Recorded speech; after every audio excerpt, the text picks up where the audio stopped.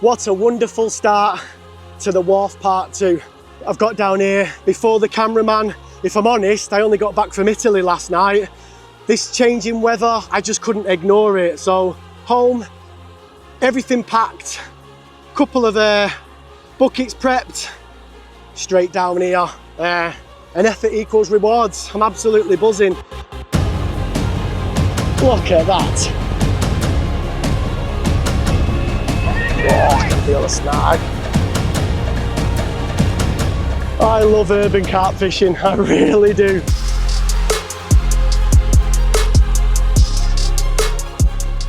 Thank you very much. Mwah.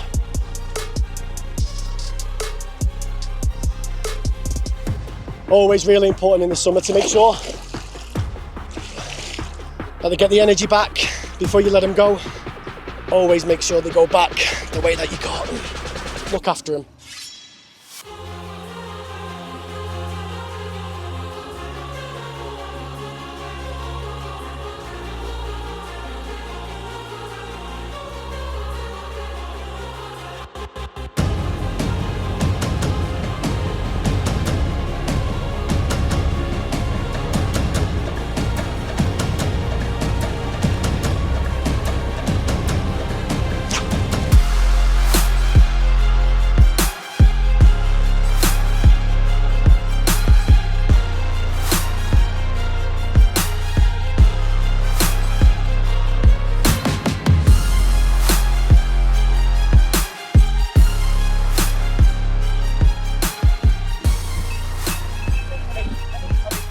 Wow, we're in again. It's quite unusual to be catching fish at this time of the day. It's been doing a lot of night bites, but this wind has really picked up this afternoon and they are showing like mad right over these spots. So I did have a bit of an inkling that I might get one before it gets dark, and yeah, it's the same rod again. I'm in a bit of a conundrum now though, because this one has gone again on a pop-up. So that's 2 fish on a pop-up, and the other 2 I've got on balanced tigers.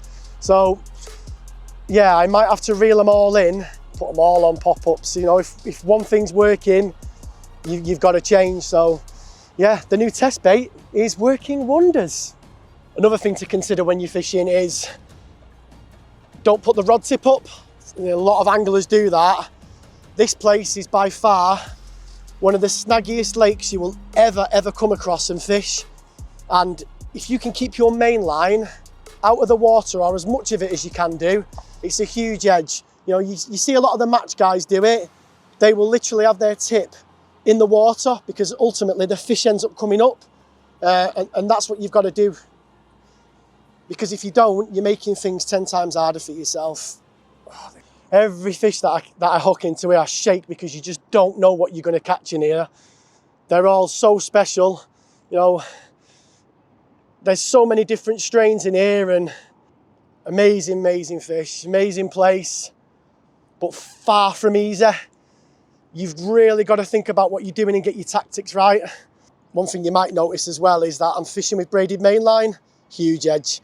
You can use braided mainline on a water, then it will give you an edge over anything because you feel everything.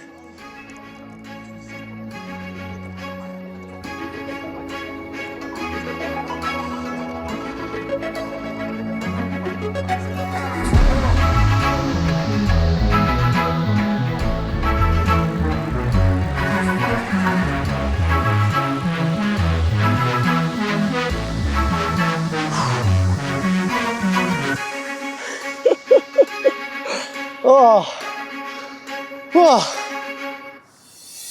happy days. What a start.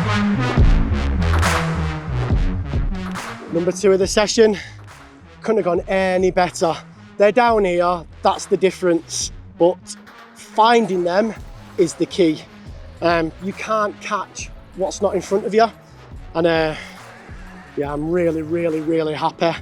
Got a feeling there might be a few more as well. I feel really confident purely because it's been doing a lot of night bites, so to get 2 in the day so early, yeah, I'm blown away. And that is a typical Wharf mirror. As I was saying before, the strains in here, the sizes. You just do not know what you're going to hook, and that's what makes this urban carp fishing environment so special. Mwah. Let's get you back. Beautiful mirror. Was a beautiful mirror.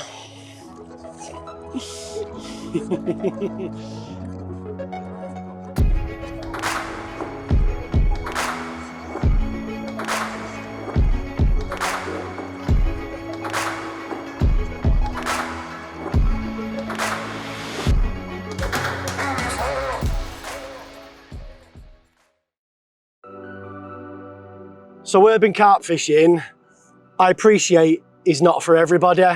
But one thing I can assure you is that once you've given it a try, it becomes an obsession.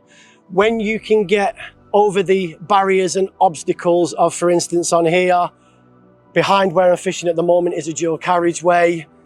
To the right, you've got hotels, you've got apartments, you've got people fluctuating up and down the dock at all times of night, going to work, going into the city centre. It's thriving and it never ever sleeps. So with that, you don't get a lot of sleep.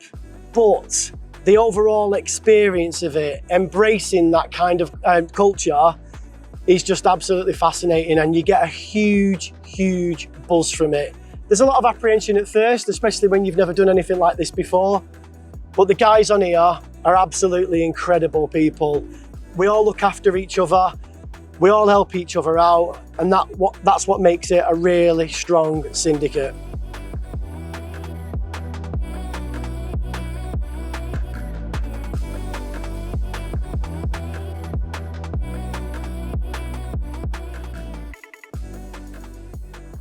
So the wharf, being a rectangle dock, allows you to have a really good panoramic view of the lake itself. And with me being on the bottom left-hand corner now, I can literally see everything that's going on. I can see the anglers who are packing up, I can see people who are coming. That gives me a really good advantage to aim off and anticipate if I need to. I can see fish showing. But what I can clearly see this morning is that anglers are packing up. One of my favourite swims on the other side is the yellow bench. It's quite deep area there. I can see a guy who's actually packing up there now. The lad to the left of him, he's packing up. That tells me that they're not catching, or they haven't caught, or they've got to go. I need to keep an eye on that area, because if this wind does possibly change, then that gives me the great opportunity to get round there as quick as I can, fish are showing, and get on them. So one thing I really like to do, especially at this time of year on here, is rest my swim. It's been quite quiet last night, which I didn't expect. I thought I would have had a few runs last night, so that's telling me that the fish are not down here. So I might as well get the lines out of the water, put a bit of bait out today, rest it, but that also gives me an opportunity to start getting around the lake, having a look around, try and prime some spots, try and get a bite in the day. However, down this end of the lake where I am, we've got some lovely pads here, probably only sanctuary for them on the lake down this end, and this wind is due to pick up again today.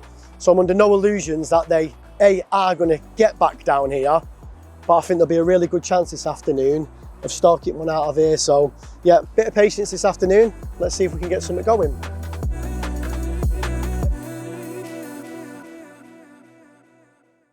So the Wharf Fishery is situated in the heart of Cardiff city centre. It's a private syndicate. The stock in here is absolutely incredible. The biggest fish in South Wales resides in here, and that's a fish called Ebenezer. And that's been out at weights of up to 48 pounds. At present, normally goes between 44 and 46. But the backup fish in here is like nothing else. We've got probably 3-4 different 40s, a ridiculous amount of 30s, and overall, at a guess, between 400 and 450 fish. You've got so many different strains and ages of fish in here. It really is one of them places that when you get a take, you just do not know what is on the end of your rod.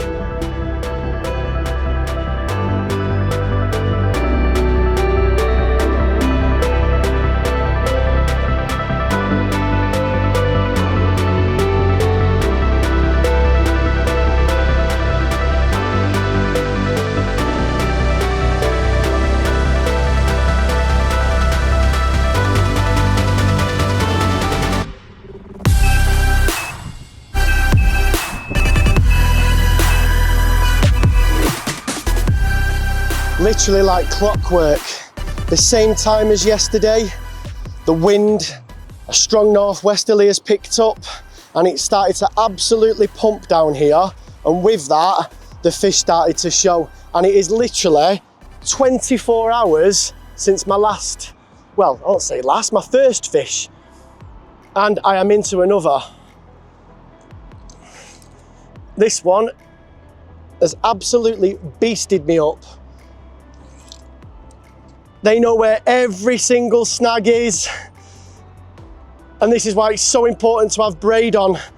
I can feel every single snag that is trying to drag me through. As I've said, this place is the snaggiest place you will ever fish in your life. And even when you think you're fishing on clean areas, there's been many a time where I've reeled in and I'm stuck on something. Oh, and I've got a double take. And I've got a double take. Mental, mental. Wah! Absolute crazy. He's going off. Well, you said they would come. They definitely come. Oh no, this is not good. Mate, that's a nice mirror. Mate, that's a nice mirror. Come on, come on, come on, come on, come on, come on, come on, come on, come on, come on, come on, come on, come on, come on, come on, come on.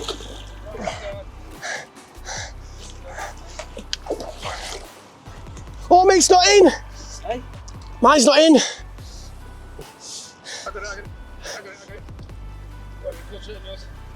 Yes! Yes, that's a tease, mate! Yes!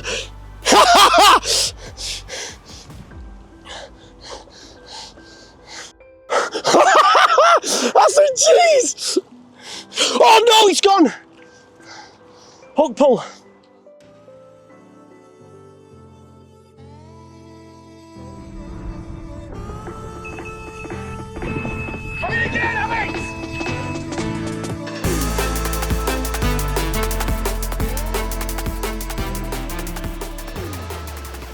Well, I've had a triple take, more or less. I've lost a really good common right at the net. It's the barbless hooks, it is what it is. There's not much I can do about it. In the middle net, I've got an absolute banger, that's for sure. Absolute banger, what we've come for. And yeah, as I'm sorting that one out, third rod's gone away. I literally rested the swimmers we've spoke about, the importance of doing that, and this advocates it more than anything. But ultimately as well, what I did was I put about 40 spawns out, which might seem like a lot of bait, but as I've already said to you, there's a lot of fish in here, and if they get on you, especially at this time of year, they are hungry. You've got to feed them. And yeah, I've never ever, in nearly the 3 years I've been on this place, had day bites. So to be catching them in the day is not only wonderful, but to have a triple take, I'm buzzing. Now let me concentrate on getting this one in.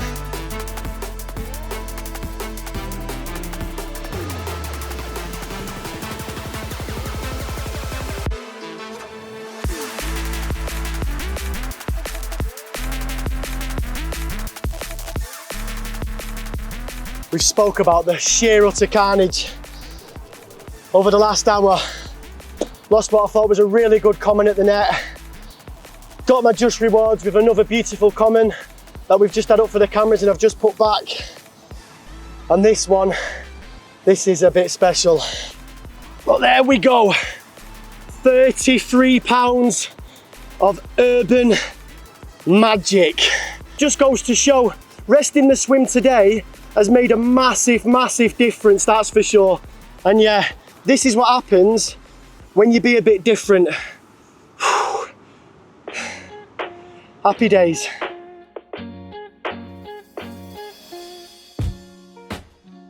So as we've already mentioned, I've gone through quite a considerable amount of bait, more than I could ever imagine if I'm honest.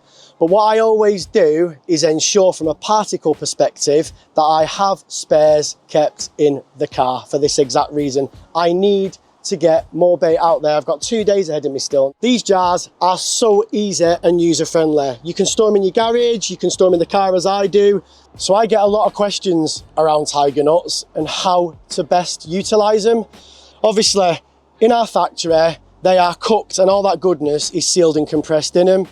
But what I do like to do at home when I'm preparing my bait in advance is get these into buckets, mix them, so chopped, the minis and the whole tigers, and I will leave these for weeks and weeks and weeks. Now to some people, they may open the lid and see all the mold on the top and think they're rancid and no use.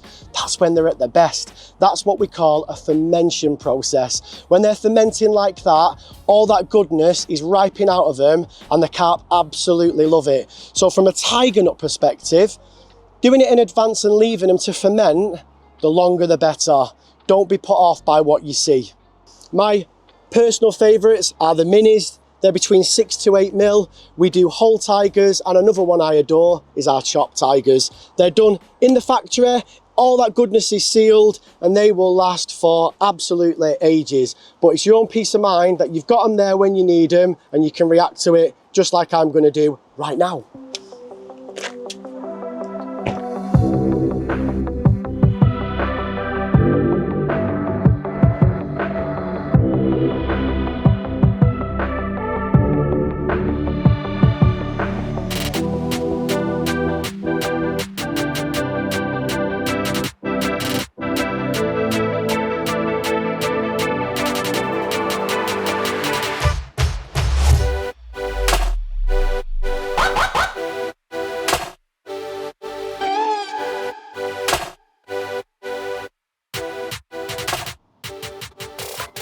Okay, rigs for the session, let's talk about that. So my opening gambit was to start off with this, which is a slip D arrangement basically, with 2 balanced tigers. Now, the reason why I use tigers a hell of a lot in the summer is not only because the carp love them, but in this lake in particular, we have a huge problem with bream and a lot of big bream, and they will clear you out, absolutely no problem at all. What I also love about tigers is that they're not soft. So any nuisance fish are literally, they're going to really struggle to whittle that away. That gives me the confidence of leaving that rig out overnight, knowing that if the carp do come in on me, then it's more than likely going to get picked up. I also like to use fluorocarbon on my rigs as well, just to keep everything concealed. It's not just silt over there, you've got a lot of snags. You really don't know what you're fishing over despite how knowledgeable you think you are, or what you use, i.e. braid or mono. It's really difficult to gauge once you feel the lead down of exactly what you are. So I need something that's robust enough that if it does get onto snags and that, it's going to have that abrasion resistance on it. Speaking of the tigers, I always have a couple of these in my barrow. The jumbo tigers, they are so versatile. They will last me for months and months and months. They get better and better as they ferment with age. Don't need to take the big massive jars. I keep them in my car, and if I need to put them into my mix, that's not a problem at all. But they are absolutely fantastic to keep in your barrow. We do them in skinned as well, and we also do them in black tigers, which is a huge edge. Now I said I started off with tigers, and that I did. But one rod I did put out was on a conventional spinner rig with a pop-up of our new test bait. And surprisingly, it was the pop-up that went first. Now that did surprise me because where I'm fishing at the moment is quite clean. Why did I start on 2 with tigers and 1 with a pop-up? Well, I mentioned about the bream. They are a huge problem. And I feel with something off the deck, that gives me more of a chance of a bigger carp coming in and taking the bait. When I caught my first fish, I immediately put that back out again on a pop-up, and bizarrely, that was the rod that went again. So that told me that everything I need to know about this session. I reeled all 3 rods in, the tigers had to come off, and I am now fishing all 3 rods on conventional spinner rigs. Nothing new or magic there, it is what it is. Just making sure everything's pinned down, using a nice, strong hook link material again in order to prevent getting cut off on the snags. And yeah, we've got 3 of them over a lot of tigers and match the hatch hook baits for the test bait that's out there as well.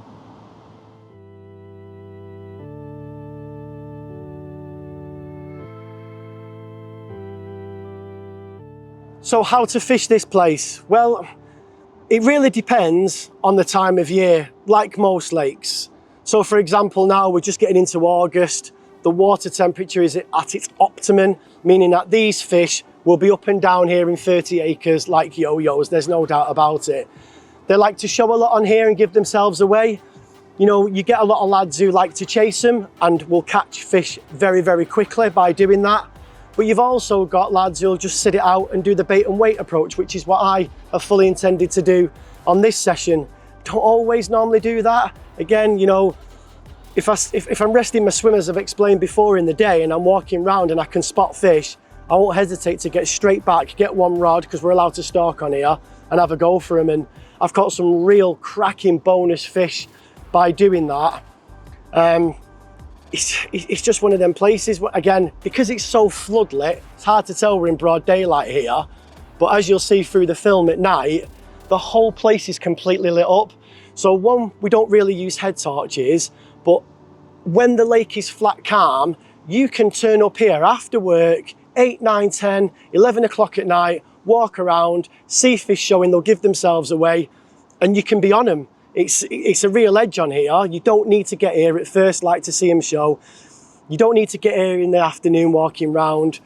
You can turn up here at any given time and they will tell you where they want to be.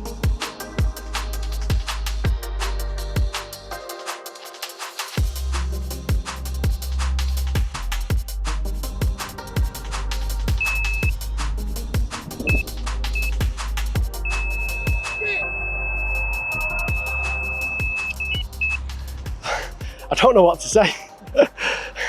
I literally have just put the 33 pounder back. I put about 30 spoms back out. I've used a ridiculous amount of bait, what most people would think, there's no doubt about it, but they are clearly eating it and they are just queuing up for it.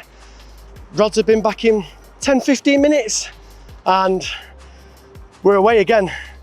And what's the interesting thing is that the fish are actually crapping the bait out. So that's why I'm confident in saying the amount of bait I'm putting out is absolutely getting eaten.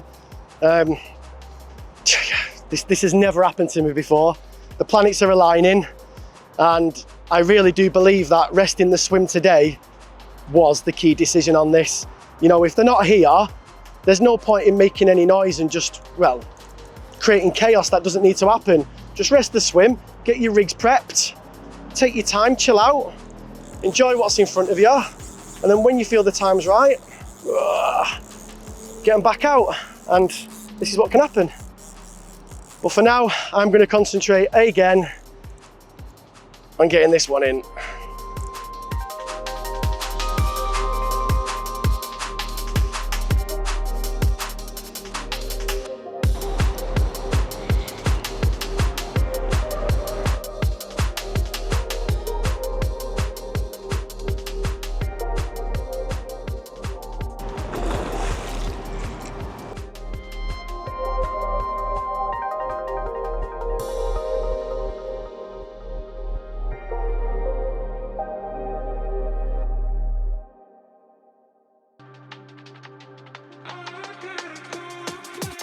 Again, there's bait coming out in my hands, look, they're just absolutely on it, it's ridiculous. Absolute warrior from the concrete jungle and another Welsh minter. What a session, I've got no words.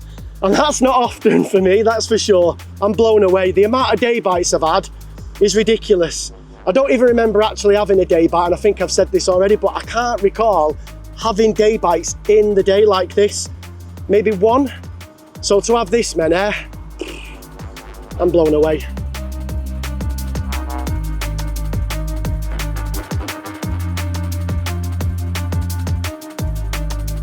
So to summarise, urban carp fishing, for me, epitomises carp fishing in general. I absolutely love it. And when my time is finally up here, I will cherish the memories that I've made here, the friends that I've made, and I'll look back fondly.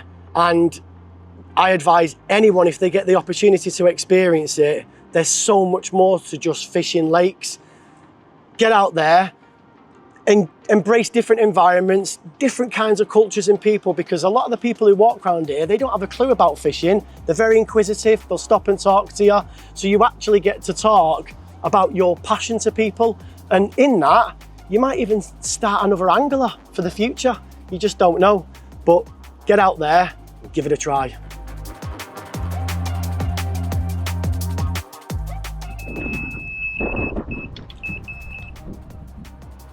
Well, I'm in again. And I'm going to say it again. I don't know what to say. I am blown away with how well this session has gone. I never, ever, ever envisaged it going this way. There's always pressure when you try and do these things. And, you know, you live in hope. You think that they can... Liners.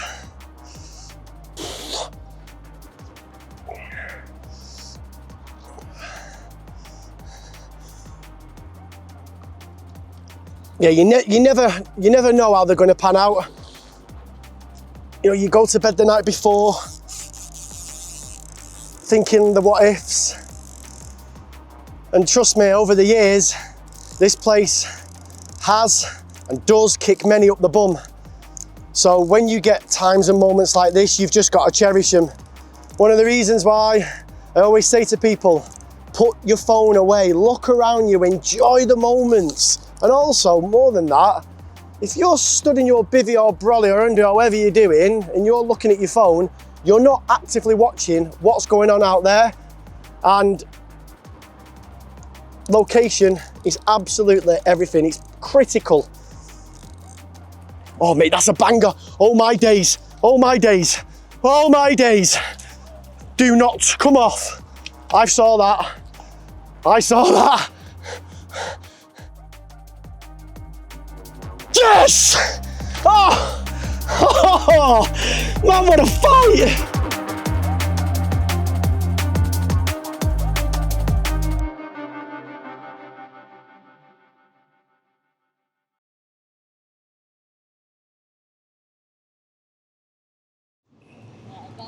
That's it. Oh my god, that's scary. I've never seen a real one that close. Can we touch it? Yeah, can we touch it? I'm a bit scared. Come on, Dad. Yeah, come on. Come on. I'm scared. Yeah, touch Wait, it. let me take them. Go on. No, wait, I'm scared. Go on. Oh, I'm sorry. Oh my god, that's mad. Oh, that's crazy. Yeah. We call this a mirror carp. Wow. With all its combined scales. Yeah, I've never seen a fish like that in person. I don't even think Really? Like, in here. Yeah, there's plenty of them. Oh. Well, if this session couldn't get any better, it absolutely has. When I saw this in the water, I thought it was one of the original Dinton scalies. It's not, but it doesn't matter. These fish, these scalies, are what the Wharf is renowned for more than anything. This is what the syndicate members aspire to catch and cradle, because they are just absolutely, as you'll agree, jaw-dropping. I'm lost for words. I've had the privilege to have caught a few of these over the last few years, and I hope there'll be many more with the last few months I've got left on this syndicate. What a session, what an amazing session. I'm running out of bait now, this is my only problem, that's the dilemma. Do I continue to feed heavy? Do I hold off? The answer is, I'm just gonna carry on and carry on and carry on until I completely run out of bait and then assess the situation. I've got a feeling that it might quieten down again tonight now, this wind's calming down, and it will be repeat again tomorrow, but unfortunately, the Dynamite cameras are leaving me in the morning, so this could well be the final fish of this session. And if it is, what a way to finish. I really, really hope you've enjoyed this film. I've enjoyed making it. I've never caught so many fish in the day in all my life, so, oh, it's just ticked every box. Thank you for watching.